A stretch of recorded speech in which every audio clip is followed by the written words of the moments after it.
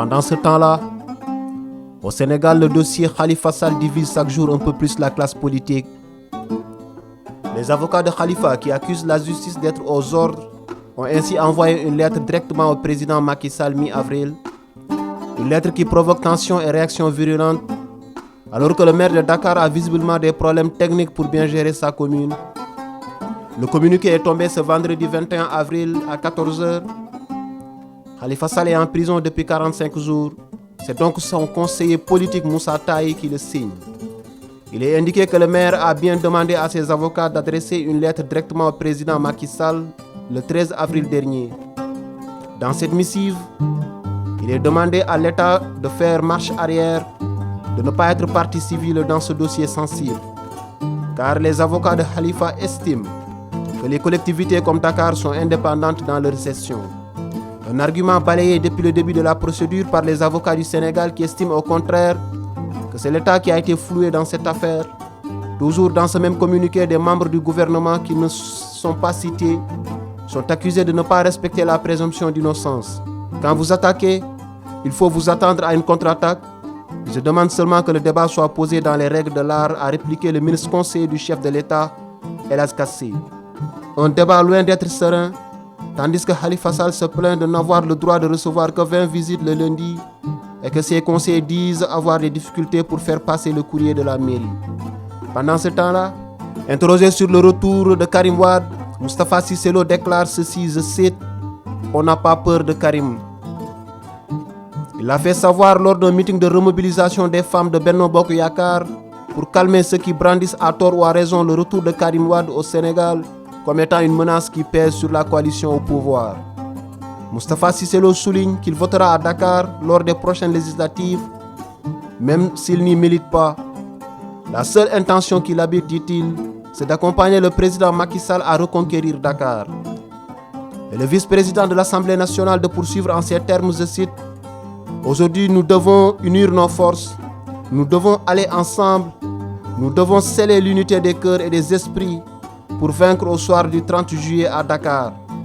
Je suis sûr que si l'APR, l'AFP, le PS et les autres partis alliés vont ensemble, nous allons vaincre. » À l'endroit de ses camarades de parti, Moustapha Cissé Lo dira ceci, je cite, « Nous devons rester soudés, mobilisés pour vaincre.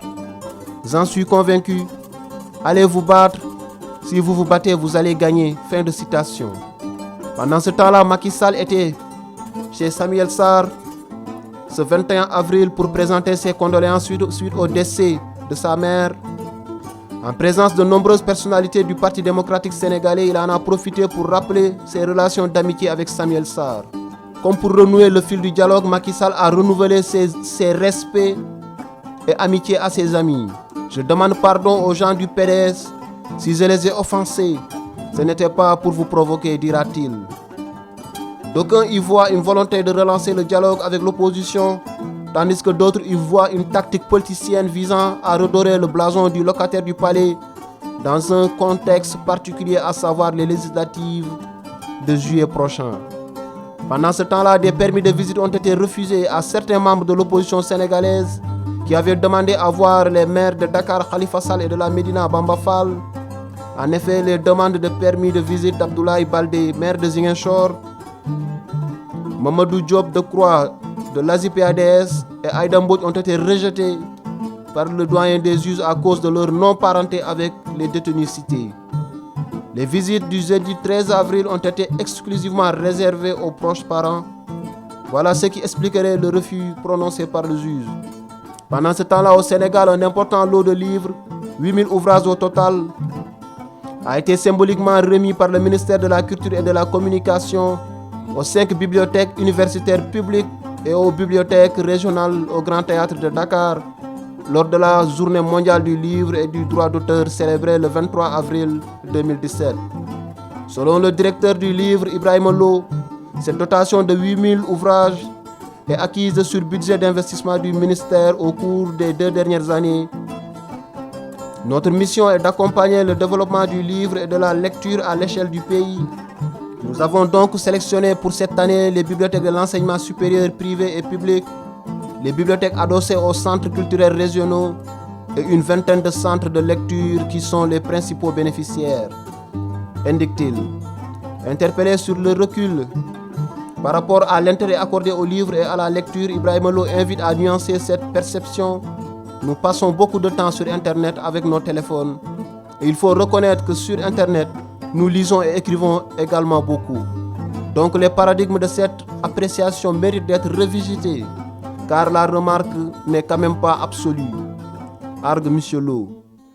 Pendant ce temps-là, en République démocratique du Congo, la dépouille de l'opposant Étienne Tshisekedi sera rapatriée le 12 mai. Les obsèques d'Étienne Tshisekedi auront-elles enfin lieu? Voilà la question qu'on se pose. Depuis son décès le 1er février dernier, le corps de l'opposant est toujours conservé dans une morgue à Bruxelles. Selon sa famille et son parti, l'Union pour la démocratie et le progrès social, UDPS, la dépouille sera rapatriée le 12 mai prochain. Ce serait alors le dénouement de 2 mois et demi de tergiversation. Selon l'UDPS, Étienne Tshisekedi sera enterré au siège du parti dans l'est de Kinshasa. L'Union pour la démocratie et le progrès social obtiendrait alors gain de cause, car depuis le décès de l'opposant, l'UDPS réclame que son ex-leader soit inhumé en son bastion de Limette. Les autorités congolaises de leur côté avaient proposé un caveau au cimetière de la Gome à Kinshasa. Le 11 mars 2017, le transport du corps est acté, mais la famille change d'avis au dernier moment. Elle explique que le site du cimetière ne convient ni au peuple ni aux militants de l'UDPS. Pendant ce temps-là, Internet est officiellement de retour dans les zones anglophones du Cameroun, après 3 mois de coupure totale. Depuis le 17 janvier, la toile n'était plus accessible. Une mesure inédite, la plus longue jamais enregistrée en Afrique, mise en place suite à la contestation dans 2 régions où la minorité anglophone se sent marginalisée par le pouvoir central. Pour le gouvernement, le climat social semble plus détendu. Internet paraît du coup ne plus être une menace, selon les mots d'Issa Chiroma Bakari, le porte-parole du gouvernement. Rétablissement avec quelques réserves tout de même. Dans un communiqué, ces responsables politiques affirment que le gouvernement se réserve le droit de prendre les mesures appropriées pour éviter qu'Internet ne soit à nouveau utilisé pour susciter la haine et la discorde entre Camerounais. Pendant ce temps-là, au Bénin, le Front pour le sursaut patriotique, FSP, s'agrandit. Ce mouvement, né en mars 2017, a mené la lutte contre le projet de révision de la Constitution voulu par le président Patrice Talon. Projet rejeté début avril par les députés. Le FPS compte désormais 26 forces politiques et sociales. Le FPS s'est formalisé ce 22 avril 2017. Ses 26 membres ont signé une charte d'engagement et des valeurs. Le FPS annonce qu'il ira à la rencontre des Béninois dès la semaine prochaine.